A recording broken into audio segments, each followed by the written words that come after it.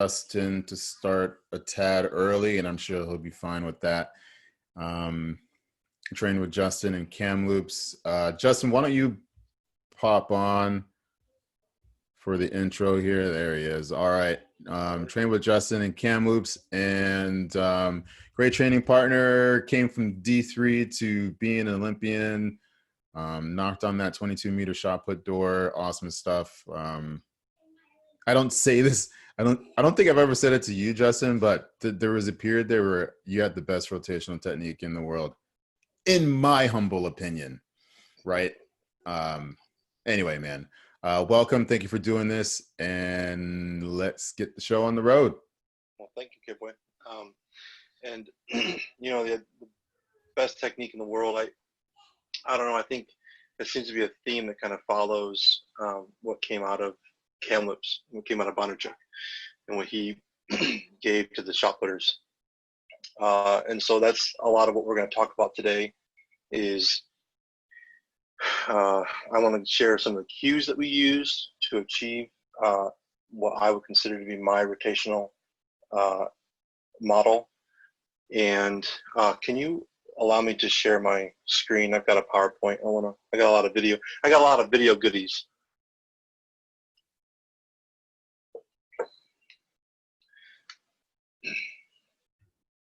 Right now it says one at a time. Okay. Basic. Anyway, so we're going to look at cues to use for specific positions in critical areas in the throw. And all of this is going to be based on a flat rotation model, flat axis, something I like to call right around left, left around right, right around left, to deliver the shot put, conserving energy as much as possible. I think it should be good here, Justin. All right. Excellent. Okay, we got it? Yes, sir. All right. This code at the front of the screen here is not active right now. I'm going to make it active in a day or so. But I think, you know, I was blown away by the quality of speakers that Kipway was able to line up. And I'm also impressed by the quality of people who are logged in right now. Like today, I'm going to be showing video that Sean filmed at the training center of me, you know, and so just to have all of that come together, I think is fantastic. So I want to offer a really big discount for people that are partaking in this. So rotational shot put, why words matter, physics cannot be ignored, and laziness is essential to mastery, okay? Laziness, we're going to take that loosely in terms of mostly finding the path of least resistance and becoming very efficient at what we do.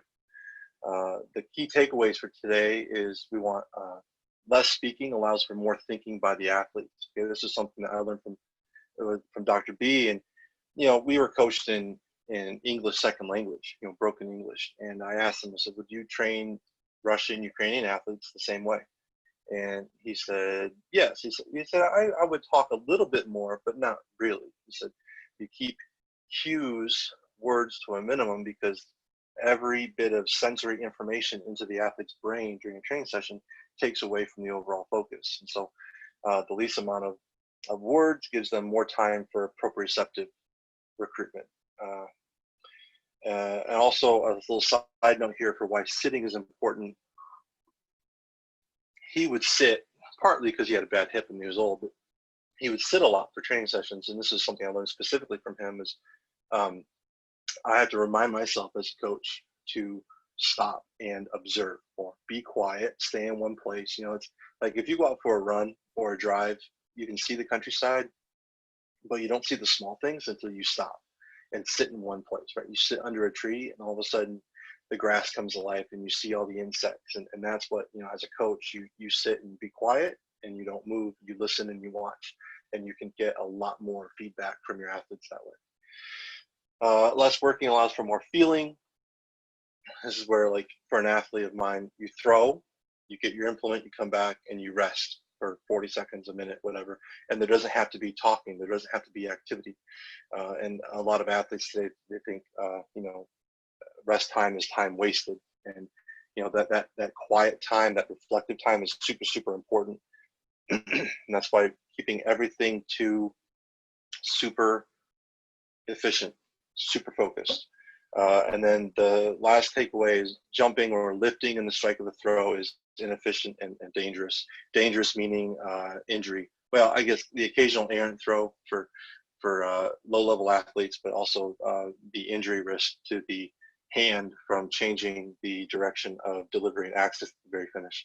I cover a lot of this in terms of the efficiency of the throw in a lecture of mine that's on the website. I won't take you there today, but we have data and the historical record of where rotation started and where it went to in the 90s and 2000s and where it is today, and why we have better throwing today than we did 20 years ago.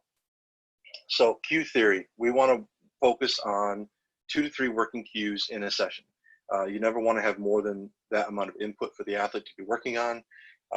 New cues, this is something I think is kind of unique maybe to my system or whatnot, but we consider, we take training blocks, training cycles one at a time. And we only introduce new cues at the beginning of a new training block. And for me, I run the athletes, they have a program for say 2 weeks, 4 weeks, 6 weeks, depending on whatever it is. And it's a complex, targeted at a specific growth, and the whole program is used as a unit of measure. So for me, my microcycle is that whole training block. It is because we are measuring how much we grow from a set complex, not from just a given day. So I have maybe 4 mesocycles in a year and about 16 microcycles. Okay, so I will only introduce a new cue every new program. And you can only introduce a new cue at the beginning of a program because you won't really master, or you won't realize what you were doing in a current program until you change, right? Once you change, now your body has retention of what you were just working on. Old cues can be referred to as needed. So let's say, you work something you were working on 3 months ago and the athlete does something, they're a little tired, and say, oh, hey, remember, make sure you have the low heel. You can refer to old cues as needed. The amount of words between throws kept to a minimum, and then the occasional conversation if the athlete is really struggling as to what a new concept is or something. You can pull them aside, do a demonstration, have a conversation about it, but those should be really kept to a minimum. And for me, if an athlete needs side conversation every single day, there's something else going on, and that athlete needs a little bit more of a different mental focus for what they're doing during the session, right? It's performance time. When you're at the circle, it's not think time. So the 4 areas that we're going to look at today for the critical coaching, if you want to execute good enough technique for your athlete to rise in the ranks, falling on entry, over rotation, or an overstep at the first touchdown. Okay, so this would be for when the right foot lands in the middle. That's the first time the foot touches the ground. Early or late foot at second touchdown. Okay, that's when the left foot would land up on the toe board.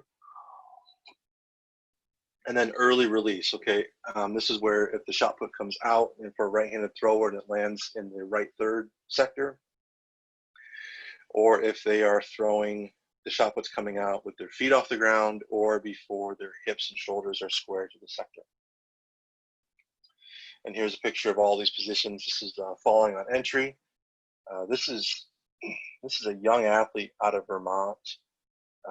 Really, really keen. He's young. Really impressed. I can't remember, Seitler, Randall Seitler, Hunter Seitler, last name Seitler. If you're a coach, you might want to be on the lookout for this guy. This is the moment of first touchdown, second foot touchdown, and then this is the moment of an early release. Okay, we'll see the video here and how the ball comes out. So those are kind of like the snapshots as you're coaching of wanting to see exactly what's going on at those moments. So my method of rotation here, right around left, left around right, right around left. This was a training session in 2011, I think. and I was really struggling. I was throwing far, but I was really struggling with exactly how to get my body through and have a lot of good throws per session, right? That's when you really reach your level of mastery, is when you don't have 5 good throws a session, you have 18 out of 20 good ones. And he said, you stop, and we had one of those little sidebars, and he showed me, he like drew out with a stick across the circle of like where your feet go, where your hips go on the path. And I looked at this and I thought, this is the path of backwards 3. And I came to my mind of Brian Oldfield always talked about the backwards 7. At least for I think my first exposure to that was with Brian Oldfield. And so we want to move on a backwards 3 down the backwards 7. This is something unique that I pulled from my time in Kamloops with Bondarchuk, and that I still maintain in my business. Your legs should remain bent almost the entire time up until the final moment of release. We are focused on using the sides of our body. This is something I have other presentations that focus more on how we do this, but I don't separate the hips and the shoulders. We bifurcate the body down the middle, so you have a left side and a right side, and that's how we generate force. So you focus on creating force, yeah. So your legs remain bent all the time, and then we're really focused on having the maximum amount of force development during double support, and whenever you are in 0 or single support, you are minimizing extra movement, okay? You can still be engaging muscles, but you cannot be moving limbs around independent from the axis of rotation when you're in single support. It's all about conservation of energy. If you move anything while in single support, you're going to slow down the rotation. Rotations in strike are kept as flat on an axis as possible. We want to be very, I guess some people call it maybe being a little bit linear in the horizontal plane. A lot of times we talk about linear being across the circle, but we want to be, wide circles around the vertical axis here. And your body can never go up from the starting point. You either stay on the same plane or you can go down as you rotate, but you can never come up higher than where you started. So those are kind of common themes. All right. Here we got a nice little shirtless throw from Kamloops. One of the great throwing venues I've ever trained at. Now, we talk about having a flat strike. Okay, I think we all know that like 35 degrees or so is the ideal release angle for the shot put. I encourage my athletes to aim a little lower, because there's a gap between what your conscious executes and what actually physically happens.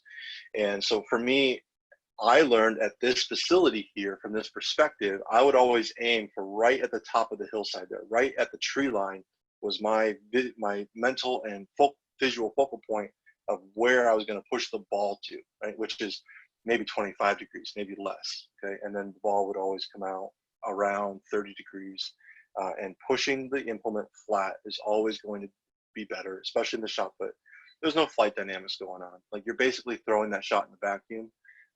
The faster you can push it for distance before gravity takes it is going to give you the best result. It's all about release speed.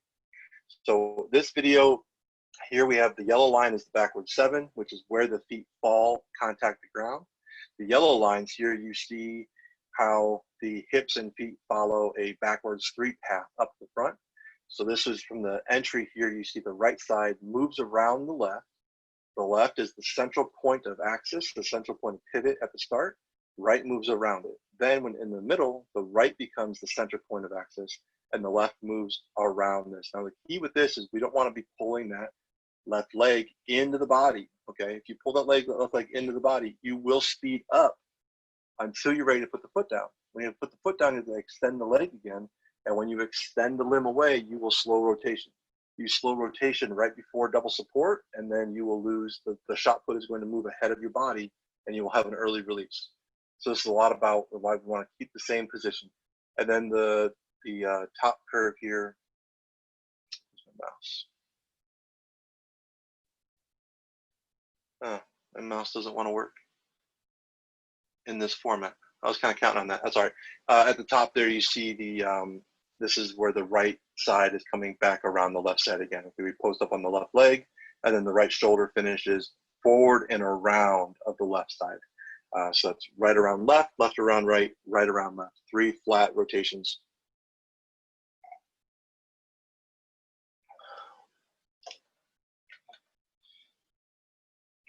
Now this here is talking about the vertical axis. We've got the green line there showing the center point of balance at the start.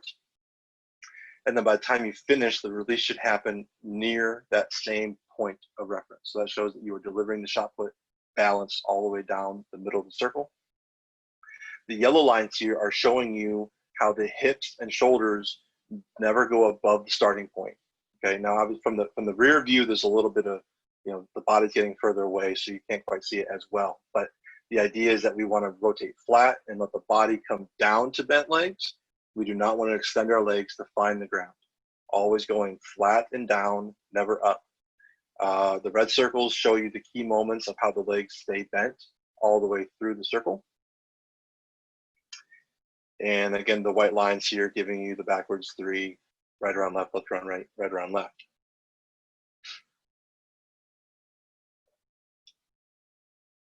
So the considerations in the entry, we have 50-50 weight distribution between the legs at the windup. Okay, I know so there's some people out there who like to preload the left leg. I guess some on the right, but most of the left, because they say it helps them get around their left better, right? It helps them to be on balance, right? I remember hearing Mac talk about being on balance. I never understood what he meant until I reached a certain level of mastery, and I understood what means being on your central point of pivot all the time, not just having good balance on a leg, but actually rotating from a single point. And so I say, instead of loading to a single limb, try narrowing your stance. Okay, you can go wider or narrower at your startup, and that'll change a lot of your technique issues. If you go narrower, you decrease the distance that you have to push the ball and get onto your central point of pivot. And so it's easier for you to get in the circle balanced just by going narrower. Okay, that also has a lot of benefits of making you use the right side more on entry. We'll get into that. But so some of the cues I say for people, like as an athlete is getting ready to get in the circle, this is when they get their cues. And so on these slides here, you have the cues are in orange. So you say 50-50, or you can do a finger gesture. Well, look at the video now. You just sit there and you just do this, and the athlete will know, right, I got to line up 2 inches narrower, right? Or you can, have your fingers go out, or you can just say the word, you can say narrower or wider right before they get in the circle. On the entry, you want to have open palm. Let's see, I've got a few slides. Yeah.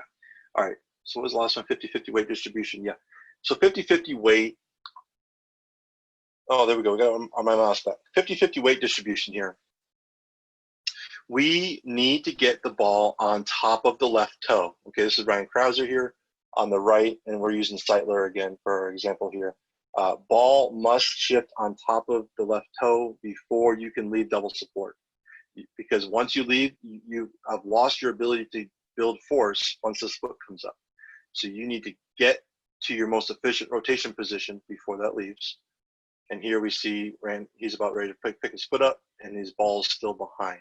So this is the importance of being either narrower so you can get more easily over that toe, or being disciplined and pushing yourself out, leaning out over that toe before you leave.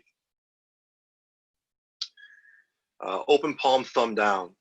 This is something that drives me really nuts when I see, I guess you see it a lot more in women because you don't need to be as strong or forceful to throw the 4K ball. But we want an open palm. This is the left arm. Open palm, thumb down. Swipe the air, pull body around with the left arm. Okay, and those cues would be thumb down, open hand, or use left arm. And here we have the view. It's kind of hard to see in this exact slide, but Ryan has his hand open with his thumb down, and he's using that arm to pull himself around, pull himself over the left foot, and have a lot of energy coming into the point of rotation. And over here we see this cupped hand with the thumb up, and there's no force there. Right? There's nothing pulling the body in, and because we need to clear the side. We'll talk about clearing the side as we get into the middle here. And then, yeah, lean over the left toe, ball over toe before go. Okay, this would not be the cue that I would use, but it's kind of important to remember. Any position that you are rotating in, you must have the ball over the toe, knee, and the shoulder and ball all in the same place. And then for that point, I'd just say ball on toe, to corner, or reach left. Okay, this is something to get them to use that left arm more too. We say 90 and go. The left foot would point at 90 degrees. At this point, you reach out with the left arm and the left shoulder to pull that ball over the toe. And then that's when you use your right leg, your thigh, and your hip to kind of, it's almost like a little bit of a skateboard kick to get off the ground and come around. But the point is, we are reaching out, we say to corner. You want to get the right hip and the right shoulder as far across this midline as you can. So ideally, you would have a mirror image from your start position to your 180 position. Your hip would be the exact same distance away from the midline as it is here. Now we have considerations in the middle. We're going to get to video in a few slides to cover all this. In the middle, you want to have your low feet as you go through the circle. Low feet.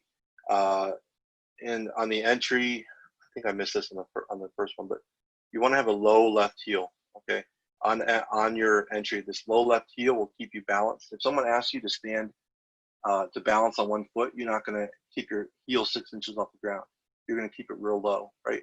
Stability is really key in the entry, and so we want to cue the athletes keep that that heel low. Go back. You see here, Ryan. Yeah, I missed that green circle. His heel is super low to the ground, and as we watch the video, you'll see it drag just above the ground here. If that heel picks up, it's going to push the knee forward to the toe, and then you are going to fall in on your entry. Let's see. You want to have the feet dorsiflex as they're coming into the first touchdown. Spin flat, down to step. Right, down to step is talking about you're rotating on a flat position, but you're never going to let yourself come up.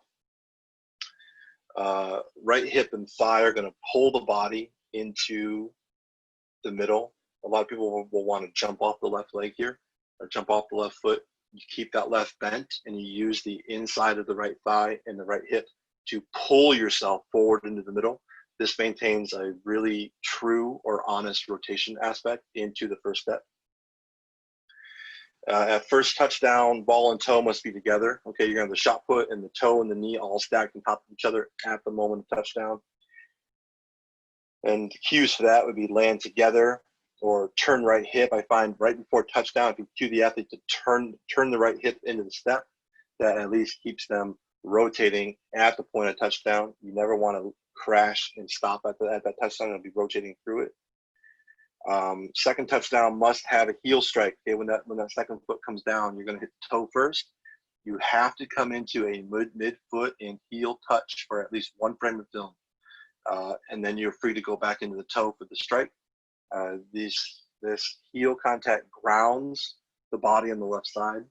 It shifts the point of central weight of the torso more forwards, and it gives you the point to rotate the release arm around. If that heel does not come down, almost always the ball is going to come out early. And for that, I tell my athletes, push with your hip through the heel, use the left hip to push the foot down, push the body down into the bent leg anyway, and then open left leg. A lot of times this coincides with having an open left hip or an open leg at the point of touchdown. And here again, we see the open palm, thumb down position, okay? And this is what we don't want to be doing. What this does is we're trying to get the right leg, the right side of the body into the middle. Well, what's in the way? The left side is in the way. So you must rotate the left shoulder, the left hip out of the way so the right can zip forward.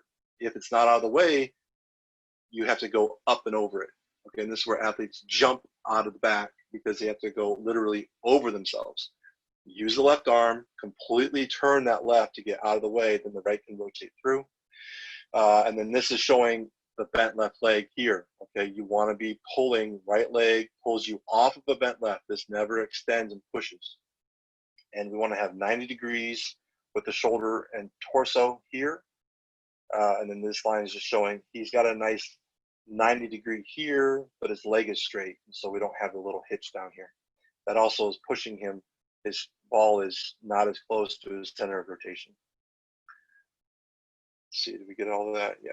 Okay, and now this slide here will be a demonstration. The little yellow arrows are considering the height differences between the ground and the athlete. Here we say, that's another thing is good rotators, their zero support phase, their flight time is maybe a frame or two of a video. You're going to see them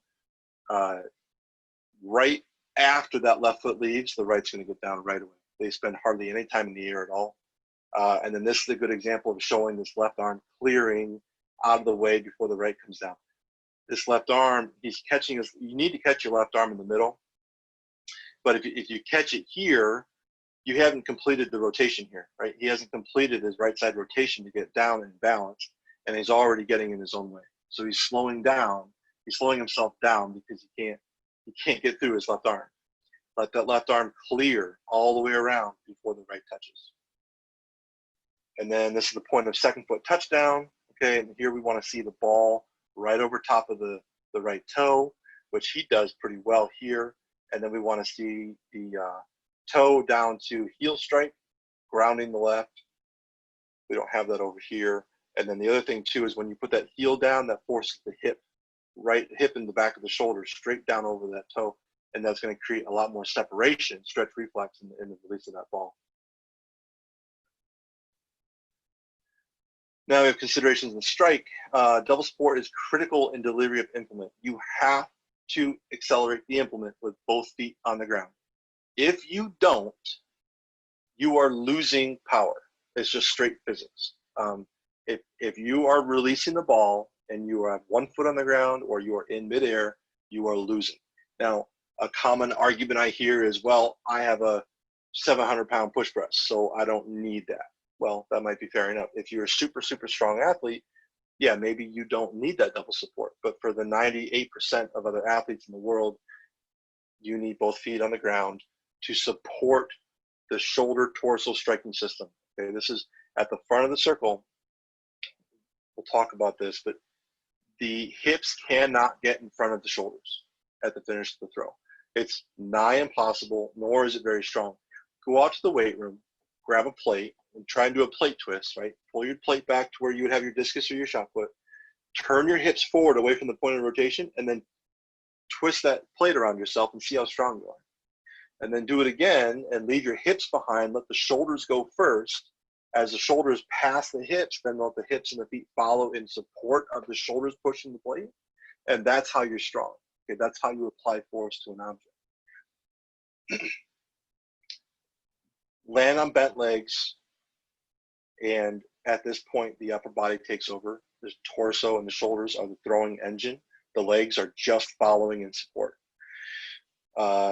So we have hold ground. You want to like be grabbing the ground. This is something I got from Dane Miller. He would talk about grabbing the ground with your toes through the shoe. I kind of like that. I would always talk about having a really wide toe box, right? And the toe box of the shoe going to be really wide and flat up there. You tell the athlete, keep bent or a lunge step. So a lunge step is something I tell people when they're first being introduced to this bent leg throwing system. And it's at that final position, you want that right knee to be able to float past the right toe a little bit. And you end up being in something that's like a lunge position, even though you're rotating through it. Balance must be on the left leg. We saw that in the last slide. Throwing from the left side increases your torque. We tell the athlete land on left, keep bent left leg, keep bent left leg. A lot of times they'll land bent and then they'll want to jump straight out of it. Or we say go to left, meaning shift your weight onto the left foot. Now, shifting weight onto the left foot doesn't negate that you come off your right. You still need to have that right contact as you're rotating. But, strike with whole shoulder across the midline of the body. Shoulders are the engine of the legs. The whole shoulder complex, right? The hand and the arm are weak. The shoulder is very, very strong. Shoulder is also connected to your torso And so wherever the shoulder goes, the body will also turn. So if you rotate the shoulder forward and around, the body's going to do that. So you'll maintain your right around left action there. Strike flat and around. Continue final. A lot of times you see people, they'll land, and as soon as the double sport, they say, okay, now I'm ready to throw. And then they kind of pause and they redirect their body and they want to go up. And we say, don't do that. Just as soon as you land, keep the rotation going. Keep going through your final. Don't change the axis. Don't change the attitude. And missed. Lifting implement. Yeah, so we got no prepare, forward and around, push flat. If they want to keep changing the axis, and say, don't prepare, don't get ready for the final. Just continue straight through it. And so here we see the importance of keeping the legs the same attitude the whole time. Wherever the body is rotating, the feet follow, okay? And this athlete, they've kept their right foot back. You need to be ball and the weight straight up on top of that toe, and it stays back until this foot's down. Once the foot is down, the left, then the right is free to start traveling forward. Also, the head must stay on the midline. There's 2 points where the head can leave the midline. One is on the entry. You can look over your shoulder and help yourself get in. And then at the very, very final moment of release, you can pull the head to the left again. Otherwise, it stays glued right on your midline. It does not move. It stays with the shot foot. You cannot look ahead. And here again, we're looking at the eyes, even once the foot's down, and this is the beginning of the strike. The strike begins with the face looking to the side, ball still back behind, left shoulder all the way out in front, grounded, bent legs. Okay. We're not grounded over here. We're still back behind. And again, this is the importance of having the heel contact the ground is you get the entire left side is stacked right up over top of it. If the heel's not down, you'll have a little bit of an angle in the torso.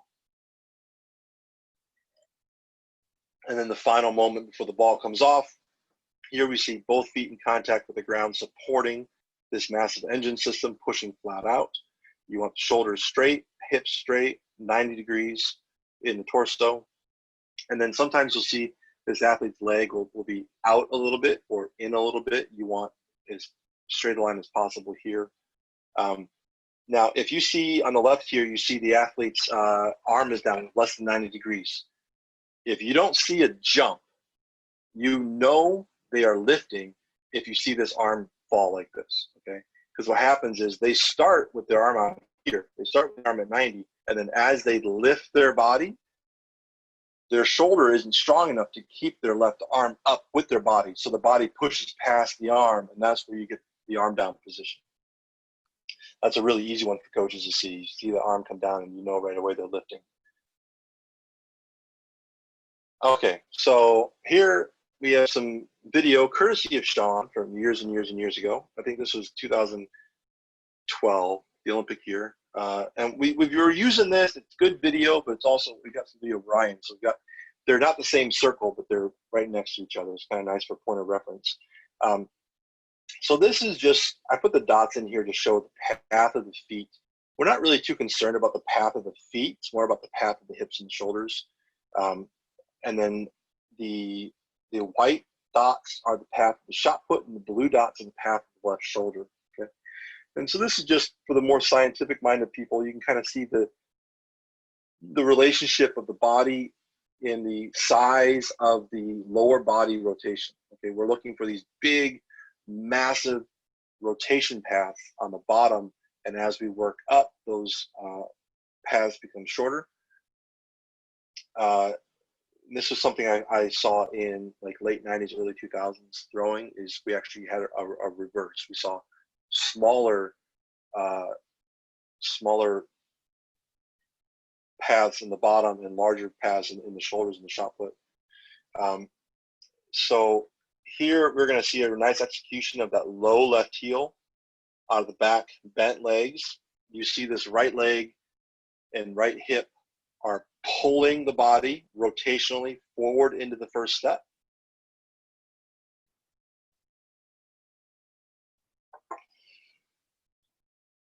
That left arm's clearing You see how that left arm clears all the way around for the right to come down.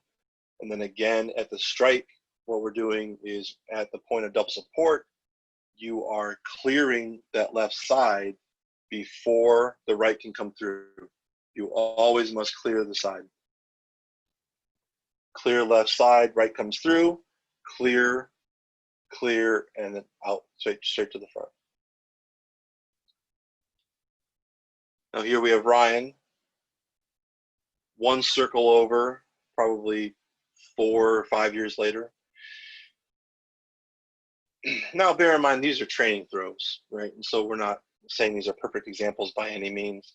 But here you see Ryan, his foot and hip paths are a little bit shorter than the previous video. We see his feet come up a little bit higher, that might be because he's a bit taller of an athlete. But his shot put path is much wider on the top, okay? Now something interesting I see with this video is Ryan, as he comes to the front, he actually lifts a little bit, and that I'd say that ball comes out a little early for him. You'll see he does not get grounded on his left. He touches the left, but then he kind of keeps pushing through the right side, and you don't see a nice stacked 90-degree line straight down to his foot here. I think on his better throws, you do see that. Now here's a look at a non-reverse throw. I pretty much, I put this in just, I think Throws University shared this video. It seemed to have a lot of hits and views this week, so I thought if anybody was here, let's see another representation of it. Again, that yellow line showing the path of balance, and that we want to always be, landing on that path and releasing off that central path.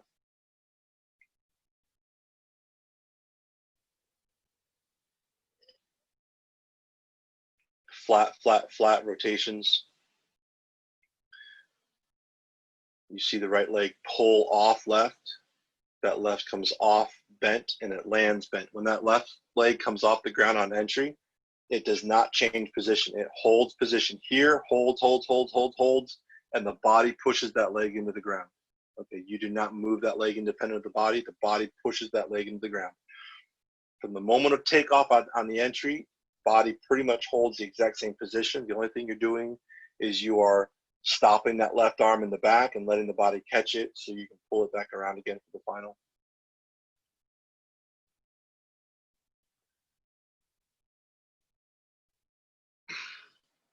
Here's the athlete we saw before. And here, now in the younger athletes, you're going to see a lot more up and down variation with their leg sweeps. Okay, it's a much more pivoted axes. They're not as flat. And you're also going to see a lot more discrepancy in the blue and white lines where they are pulling their shoulders up and down more, and that shot put path is not going to be as wide, okay, because they are moving over top of themselves, right? And anytime you move over top of yourself, you shorten the path that you can go around that central axis. Very, very important to keep the hips and shoulders level at all times. Move around yourself, not over top of yourself. Here's our Seitler athlete out of Vermont again, and here you see nice big. Now this is an example. He really falls in on this throw. And when you fall in, he has to pull that left side up and over top of himself, right?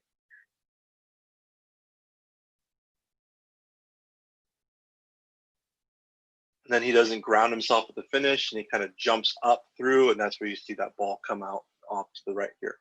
Now I will say our improving athlete models here today are still exceptional. Megan Tomei, she threw 1725 in the indoor season this year in a competition, and Seitler here, for his age, he's one of the more advanced throwers I've ever seen. And so I'm giving you some pretty polished examples. All right, I didn't get to do any lines on this one, but this is Taryn Studdy. She threw 1787. Again, from the Olympic Training Center. I'm not sure who took this video. My bet would be on Sean again. And so this is just showing you a very flat, right? She got these flat paths through the circle, flat, flat, flat, and then up and out, up and out. This one's playing a little, I'm not sure why this is playing fast. This one should be going a little bit slower for you.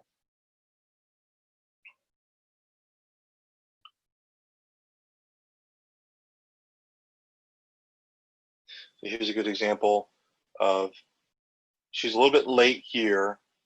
She's fallen in, okay? This is another example from the side position here. Wherever this left hip is at the start, it needs to stay here. It cannot fall in again. And I'd say it's right. She kind of pushes that hip just a little bit too much toward the board.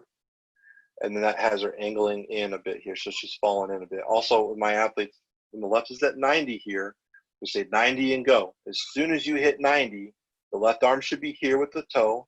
And that's when the right foot picks up and that right hip and thigh start pulling you around.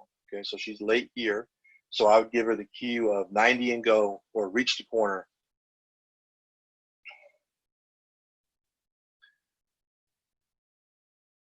Coming in, she's got a nice cleared left side. Here, her thigh is open. Her thigh is open, pulling in, which is nice. And then when she lands, okay, now she's leaning in and she's reaching a bit with this step, okay. Because she fell in, she didn't get as orbital with this foot path. And because she wasn't as orbital, it went further through the circle, and now you see it's landed, her toes out here and her ball is inside of the toe. This will kill your momentum, right? Because now the ball has to catch up. It's going to slow the rotation down. At this position, you want that toe under the ball. And then she kind of reaches a little bit coming into the second step. She reaches with that left foot to put it down, which causes her to open up a bit, reaching for that position, and she stands up. So she stands up, is a little too open, and then her strike is not as long as it could be. And this one came out early. But in terms of striking position, not too bad. Double support, fairly bent legs, everything in alignment here. We would like to see that just a little bit lower, but overall not bad. Okay, now we've got 5 or 6, 7 drill videos here. I think we're about getting close on time anyway. So this is a drill that I invented. At least I've never seen it anywhere else. Vertical broom drill. Okay, this is a rake, but you know, kind of whatever you have at the circle. It works nice with something at the top, like a broom or a rake, to give some resistance or weight at the top. The athlete has to hold the handle tight to their hip bone and tight to their shoulder. If it's not tight to the body, this doesn't work. Okay, and then you have them just do a throw. And if you're trying to teach an athlete how to rotate their body right around left, left around right on these flat axes, make them do this. If they hold the implement tight to their body, they have no choice but to execute this technique without falling over, okay? Because it ties everything straight together, and you have to clear one side to get the other side around. If you're doing this with discus, you can just hold the broom straight out on an angle, and it gets the same effect, okay? So this is sometimes at the circle, if an athlete's having trouble really falling and diving, I'll just say, yep, go do 5 brooms, and they come back and they're fixed.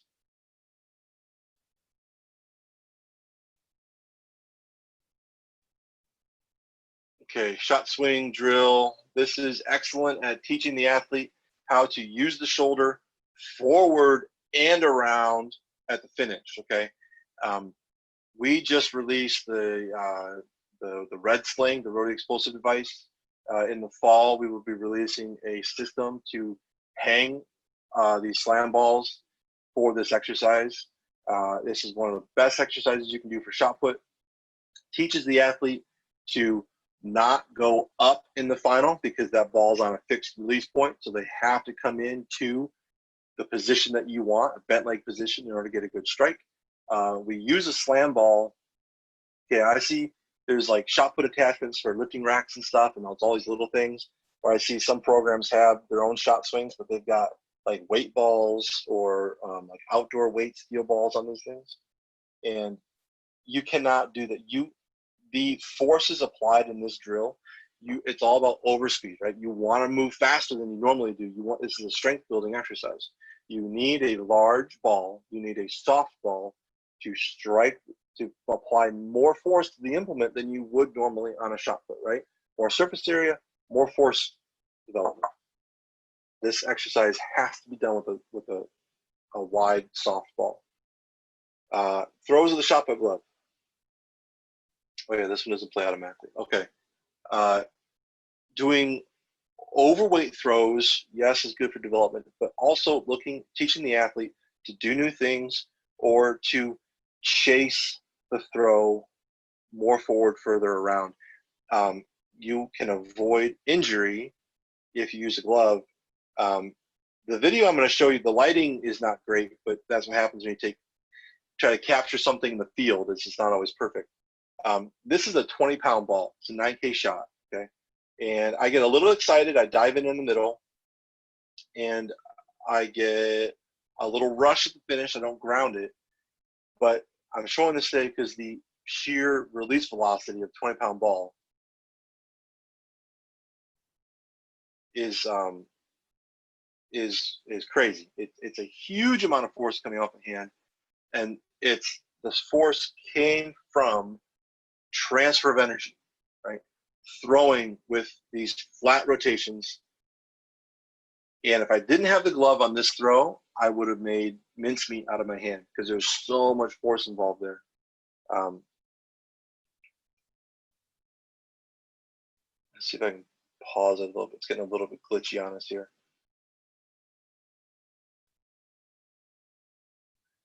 Maybe come around. So yeah, I don't use the right leg enough here, okay? So right at the point of entry, that right leg should be pulling me more. I kind of end up diving a little bit, and I end up falling into this position just a little bit. And then because I fell, I have more forward momentum than I want. I don't have as much rotational energy. And then when I hit this position, it's already going at this point. I don't have time to ground myself and continue that right side around left rotation. And then the ball ends up getting away from me a little bit here. But I want to show this position here, okay? This is what power looks like. If you are throwing, this is what a delivery position needs to look like. Bent legs supporting a huge rotating trunk. And then you can have explosive releases. Discus final drill. Again, here we're using this as an early prototype of the red sling. This is great exercise. This is a 30-pound ball here. I would not recommend a lot of people use 30 pounds, but this teaches the athlete to deliver force from a balanced position and pushing that side around the left. Again, I'm showing this to you to show the point of clearing a side before delivering, clearing the left side before delivering the right side, the importance of bent legs, right? Bent leg, bent leg, bent leg. This is force transfer. If you are taller, if you are leaning back, there is no force transfer, right? Again, look at this back leg. The back leg shifts, but it doesn't really push, okay? That back leg is following the system of the throw. The system of the throw is grounded on the left, and the body is rotating the shoulders and the arms around for the delivery.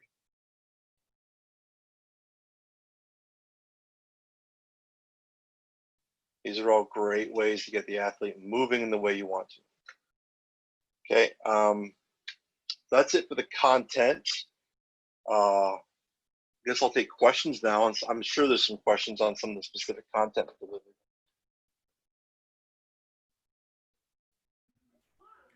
Justin, I'll pop in just for a second. I know one question was about PowerPoint. You specifically, will you make the PowerPoint available?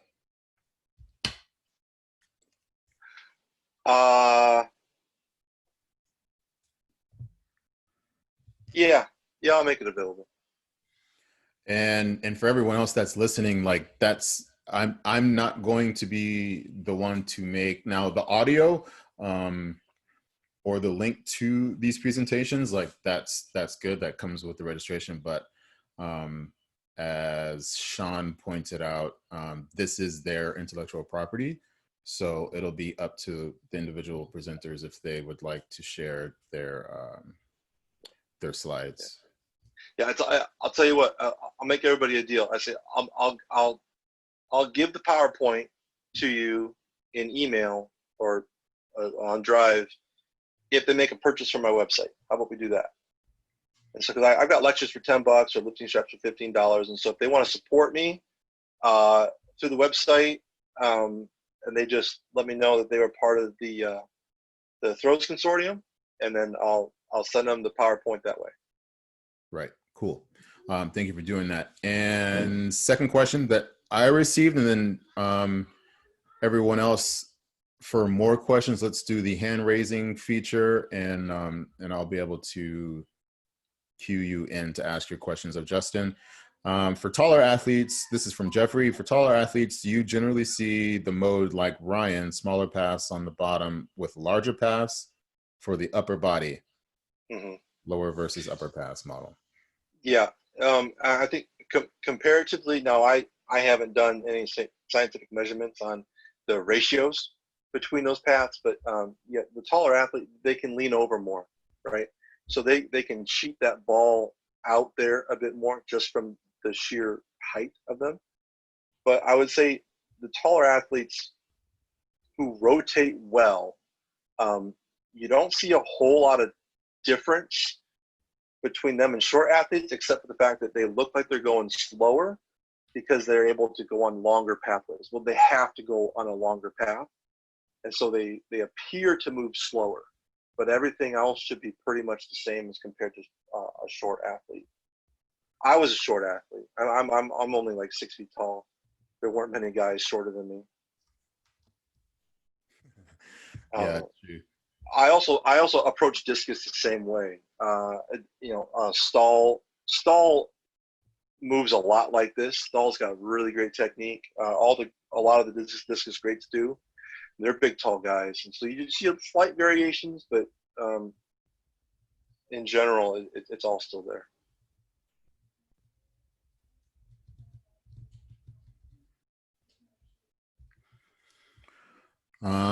Some more questions for Justin.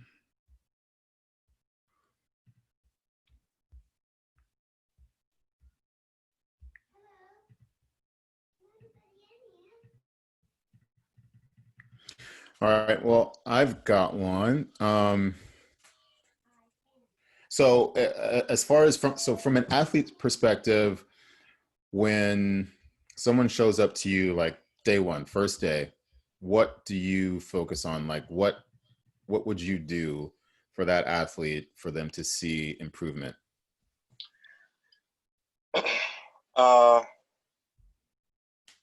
First thing is I start them on bent leg stand throws, understanding to throw with the shoulders more than the legs.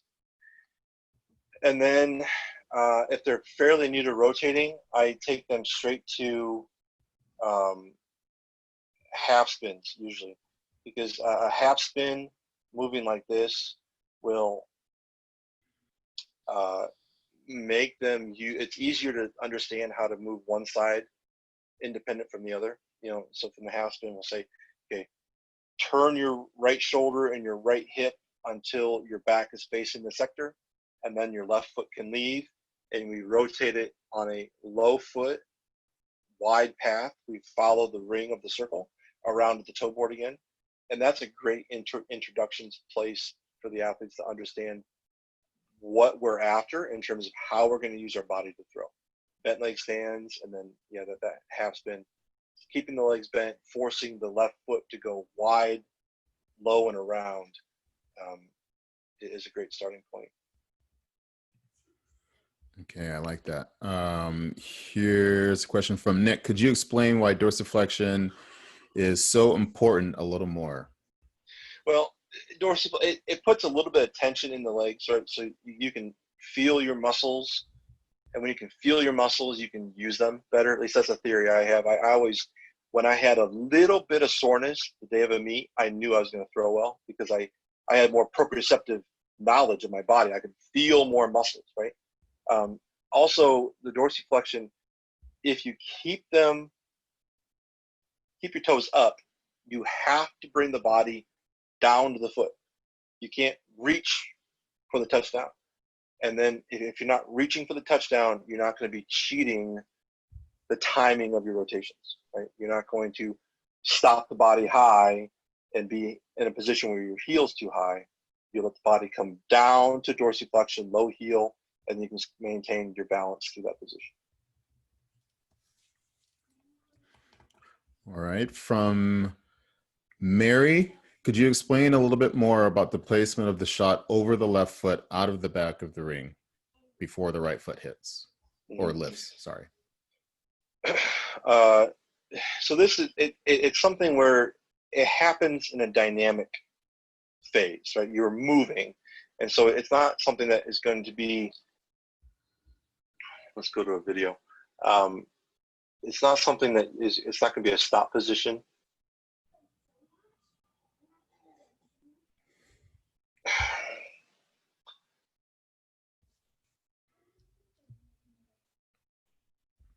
So when I have athletes learning this, I will make them do the position. I'll say, keep your feet on the ground and lean out and push your foot or push the ball out over the toe. Okay. In this example here, we see that I don't exactly get the ball all the way out there. I guess I'm not really rotating on the toe. I'm kind of on the side of my foot. But I'll have the athlete just lean out. Ideally, we'll go with left foot at 90, left arm at 90, and then I have them lean out, ball over the toe while keeping the ground contact with the right foot. And that teaches them the position that they need to feel. And this also allows them, by the ball coming out, it pushes them out over the corner. Okay, and this is something, too, is young athletes need to understand that like throwing on a 4-foot board or just a sheet of plywood is great because it gives you a visual representation of where the center axis is. And so I'll tell athletes on a board, you need to feel like you are rotating out over the grass. You need to feel like you're rotating out on the edge of the board, off the board. And this starting position gets them to start feeling that idea of getting out away from their left toe on the point of entry. Once you get the ball over the toe, at that point you're just focused on having the right hip move as far out away from your left toe as you can get. You want to get that right side as far out. You don't necessarily need to focus on the shot put getting far out per se. It's mostly about the hip. But I think that's about all I can say. Unless they have a follow-up. The big thing on getting that ball out over the toe here is you have to keep that left arm continuing to open, and that way you don't get stuck here, right? Then the body can rotate around that point because you're setting up a path of least resistance, right? You want to have a quick, easy, balanced entry. And if the ball is over top, there's not going to be any resistance to that axis. The ball's inside, you're going to end up having to pull your right side up and over this axis point to get in. Keep things rotating, keep things moving so it's all clear. You can get in fast. Left foot to 90 and reaching with the left arm does a lot to help an athlete on their start.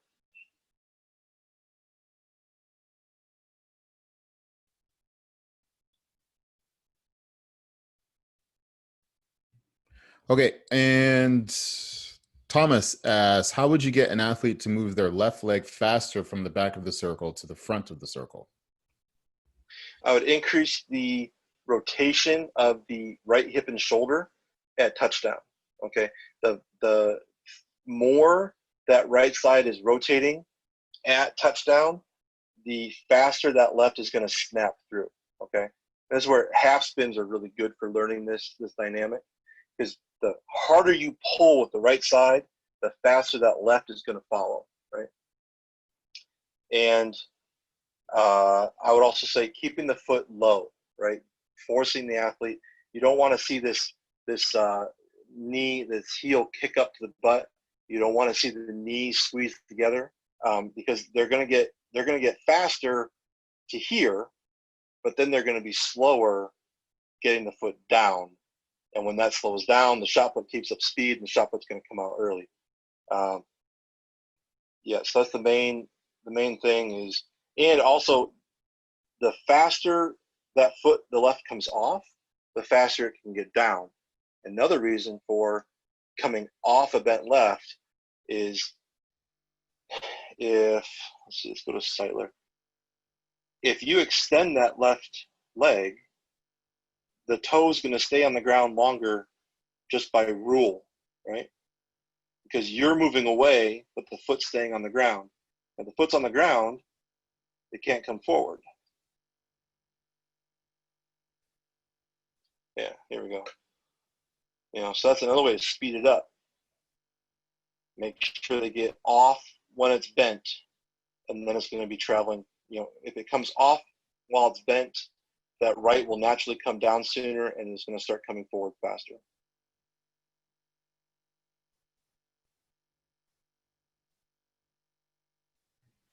Okay, so Justin, possibly one, maybe two more questions here. Yep. From Alan, I believe. Sorry if I'm not pronouncing your name properly. With more experienced athletes who come to you, how long do you take to get to know how they move and why they move that way? And when do you introduce new cues to them?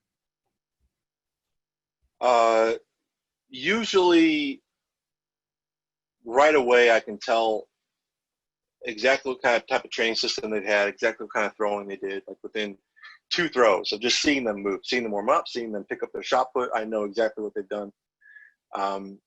I would say, like for an athlete that I was going to train as a professional, to find out every nuance that I would need to control everything in a yearly cycle, it would take 2 years to completely learn that athlete.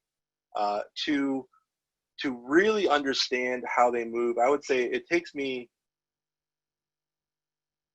probably a month or two of really just observing them. And what I'll do is, like every 2 weeks, I'll give them a new stimulus package, a new system, and see how they react to it.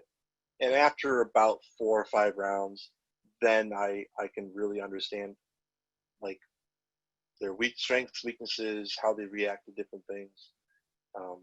So I'd say about 4 to 5 complexes, training blocks, and then I have a pretty good idea.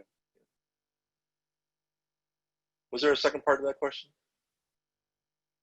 Like how No, I think that one just popped through. So from Jamar, explain applying these cues to discus technique. So discus, when I first heard it, I thought it was absolutely crazy. I think I've heard you remark on it too, Kibwe, of push the discus. How it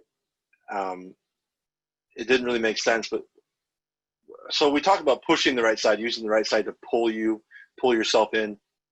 In the discus, I do cue the athletes we don't want to be dragging that discus the entire time. At some point, you need an active right shoulder to be pulling that discus with you. If not, get it a little bit ahead of your body on the corner here. Get it a little bit ahead on the corner to get, because that can aid you to the momentum of it can aid you to get into the middle faster, okay, with more rotation. Other than that, I would say in my discus throwers, I do allow for a little bit more of a linear step out of the back. Okay, we're not so much concerned about rotating all the way out to the corner on the entry. We do let a little bit more of a fall in with the shoulder. We still have to have a bent left, but you can kind of kick that right leg up a little bit and linearly sweep it in a bit more. This tend to be taller athletes. I think it also helps to keep the discus in balance because it's way out there. Other than that, everything else is the exact same. The only thing that doesn't quite apply is the implement being on top of center of balance. I approach that with the shoulder has to be on top of the center point of balance. That's the only thing I look at for discus throwers in those positions. That's probably because the center of gravity is a lot further away. Yeah. So Sean asks, who do you think is the best technician out there right now? In no shot, but you can, I don't know. Yeah, shot for sure. Oh,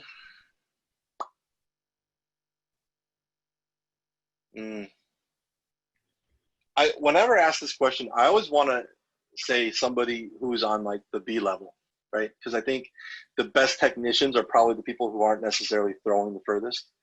I always want to say somebody in the NCAA or something, especially with the women, because I think women have better technique when they're not throwing as far, at least from a global perspective. And then when asked that, I always have a hard time coming up with names. I think for a tall athlete, I think what Ryan Krauser is doing is somewhat revolutionary in the sport. Of course, right now, years ago, like let's say, was it 2020? I'm getting old. 6 to 8 years ago, I had a hard time watching throwers because I didn't think anybody had good technique. There's very, very little good technique. There's a lot of good technique now. Everybody has a really good technique. And so any of the top 5 guys are moving pretty well. I really like what Ponzio is doing, Nick Ponzio, I think that's how you say his last name.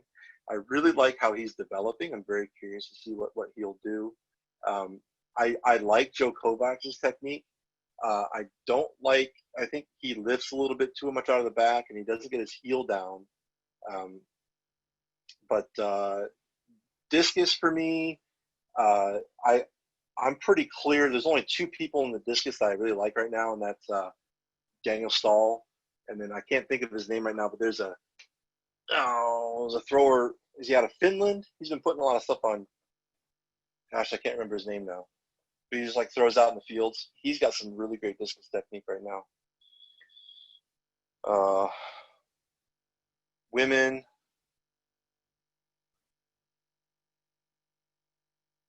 I was very skeptical of what Maggie was going to be doing coming out of NCAA because I really did not like a lot of the stuff that she did. But as she progresses, I think that she is getting closer and closer to a really good mechanic.